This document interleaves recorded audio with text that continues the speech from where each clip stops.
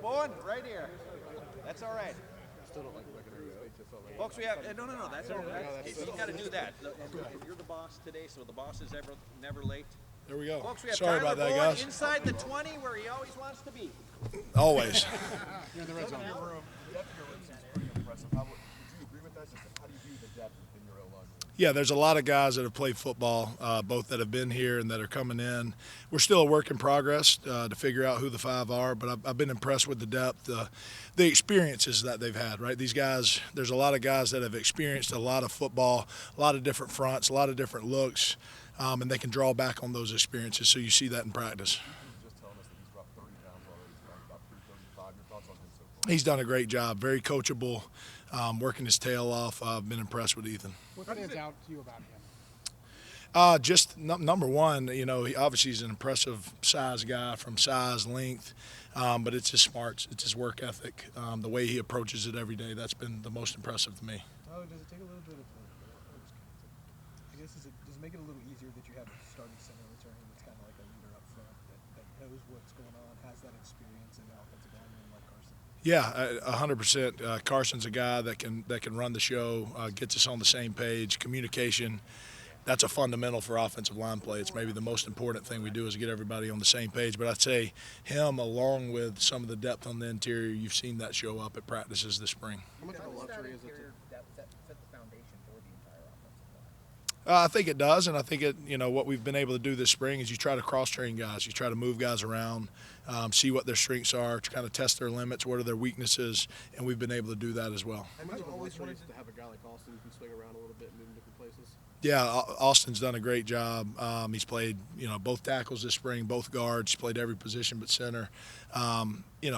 It's a luxury if a guy can handle it, and he's certainly shown the ability to do that. I've been very impressed with him. Have you always had that philosophy of cross-training guys, or is that something that maybe you adapted here, and what's the benefits of doing that? No, always a philosophy of cross-training.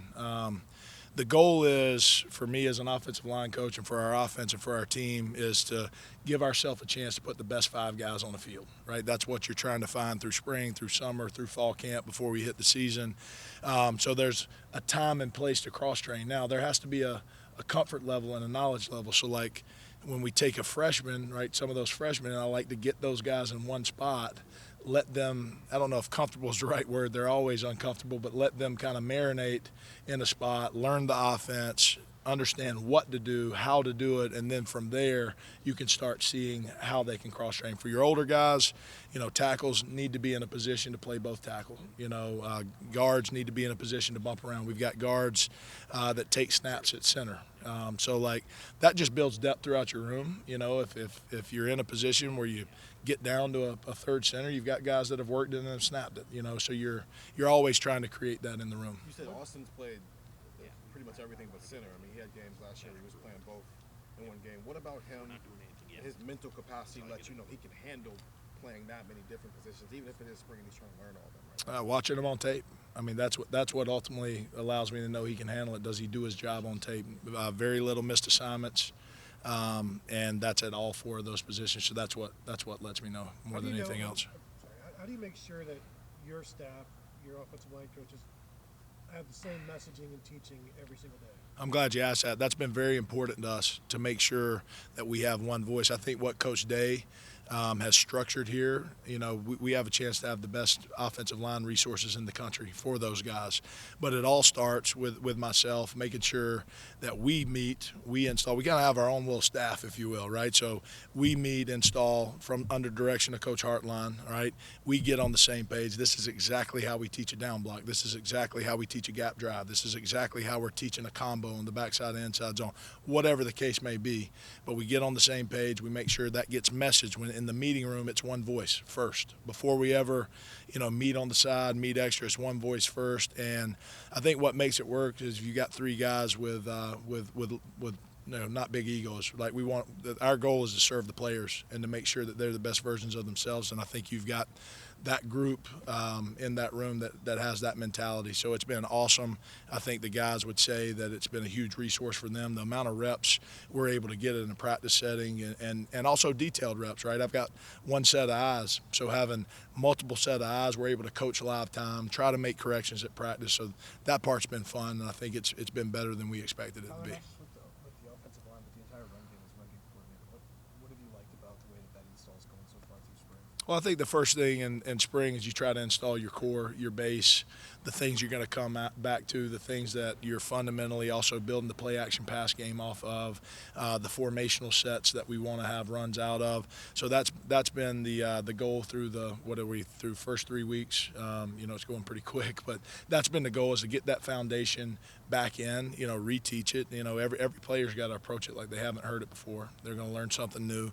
So we're getting that foundation in, and then now once the foundation's in, you start putting up the drywall and the crown molding and all those things. You're building a house and a structure that you hope can stand. But spring to me is about the foundation, making sure that we're giving them the structure, the schemes that we're able to draw back on, and then start tweaking the run game from that foundation. Well, you said that you don't know who your starting five are. Do you know who any of them are? Could you name one starter at this point, two starters at this point? I'd rather not get into it right now. We're in spring ball. The guys are doing a great job. I think we've got multiple guys that can play and help us. What'd you learn about? Said you guys have ramped things up.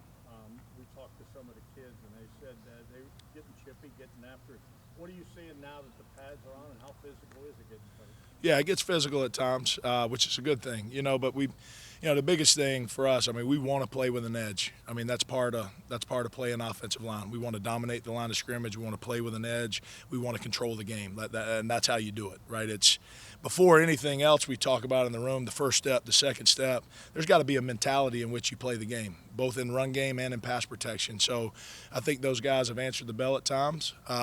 We've got to continue making that consistent, and we got to learn how to practice, making sure that it doesn't cross that line where it goes over the edge, and that's a sign of immaturity. So we got to continue growing in that area. But I've appreciated their mentality and the way we come out every day. Do you see a nasty side? I know nasty linemen are good guys. That's what we hope to be. You see it in glimpses. We got to be consistent and learn how to harness it. What did you learn about the Iron Buckeye title, and how quickly did you realize that was a big deal, and what does it mean to have Austin be one of those guys honored?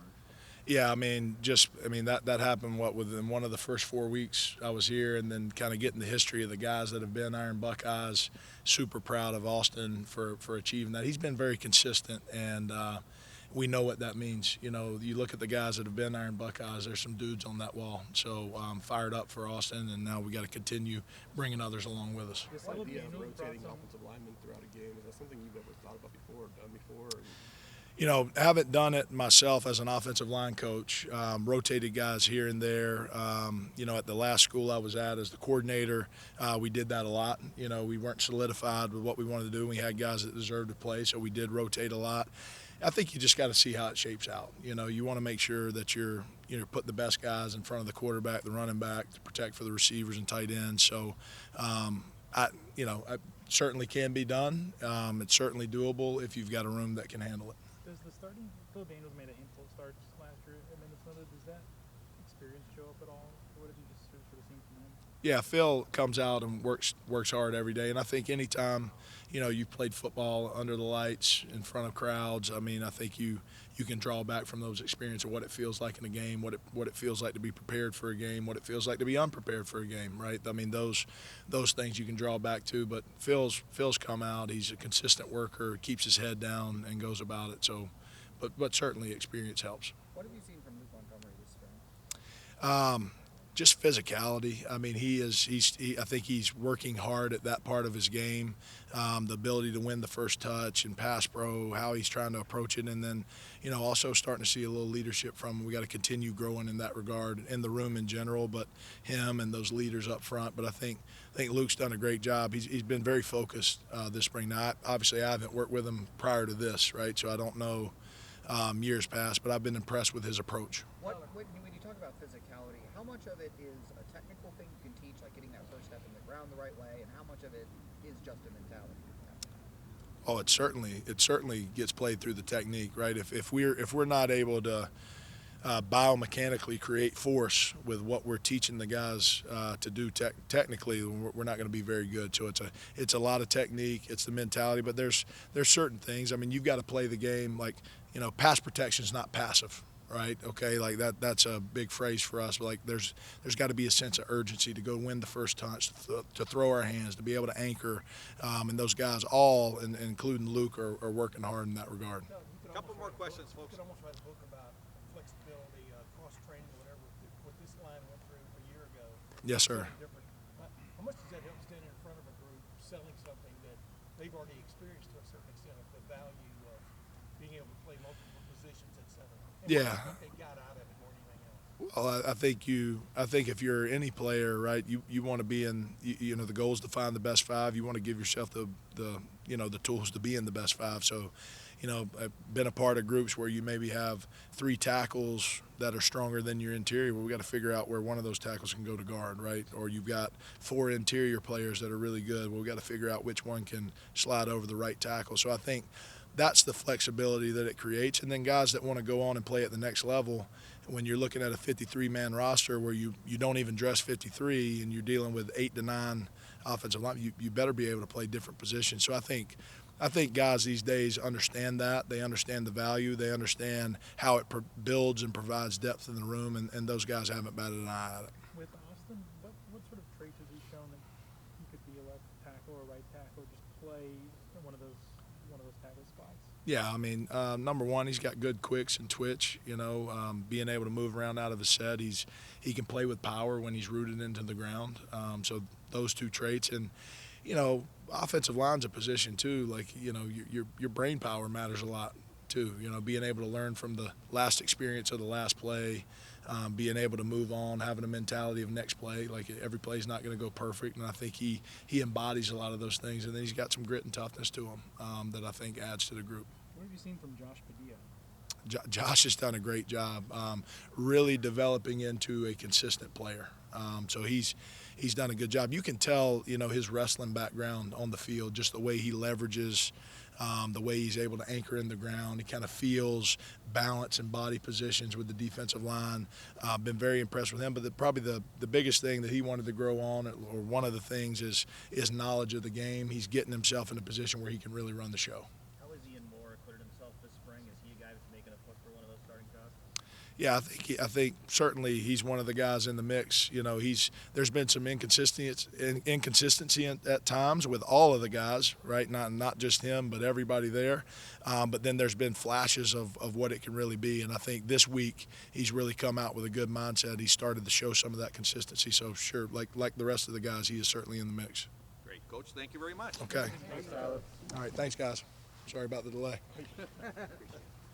Jerry, you said 11:30.